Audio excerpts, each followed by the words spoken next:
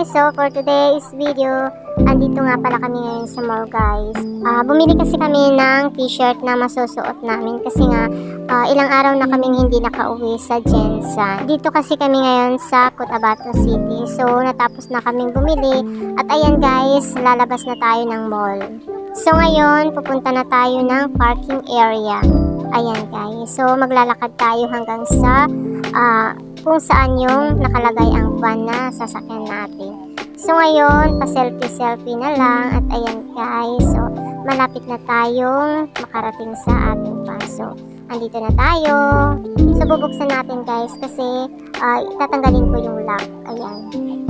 So ito pala ang nabili natin guys na t-shirt Oxygen. Ayan guys, so isa lang naman yung binili natin para lang naman yung sa asawa ko. So ayan, paalis na tayo guys. So sa labas na lang kami talaga kakain kasi wala kaming masyadong makitang magandang makain sa loob ng mall. At ayan guys, so paalis na tayo. So ayan guys, paalis na tayo. So ngayon maghahanap tayo ng makain sa labas guys. At sabi ko sa asawa ko na sa pizza na lang kami kakain. Kasi ilang araw naman talaga ako hindi kumain ng pizza. So ngayon, kakain na naman tayo ulit guys. So ayan guys, kung makikita nyo, papalabas na tayo ngayon ng mall. At ayan na guys, paakyat na tayo. So andito na tayo ngayon sa Sopherama Mall. Ayan guys, yan yung Sopherama Mall dito sa Cotabato, sa ORC guys. So meron pa naman Sopherama sa sa town at saka Sopher. Ayan. So andito na tayo ngayon sa hospital ng regional. Ayan guys, ito yung sinasabi nilang hospital na malaki dito sa Cotabato City.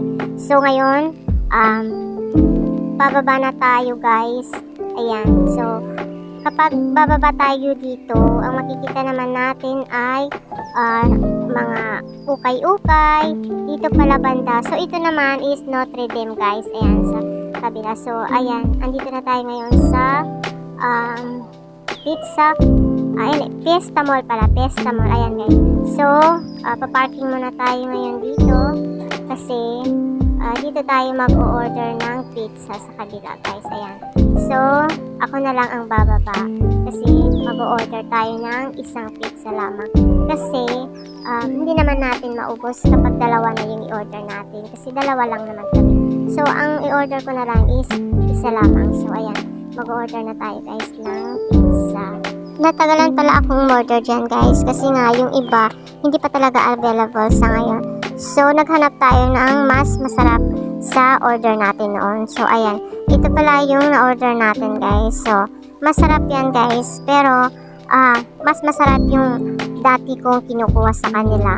At ayan, so lalagyan ng sauce. So ngayon, mag-start na tayong kumain guys. Kaya kakain muna ako bago ako magsasalita. Bye!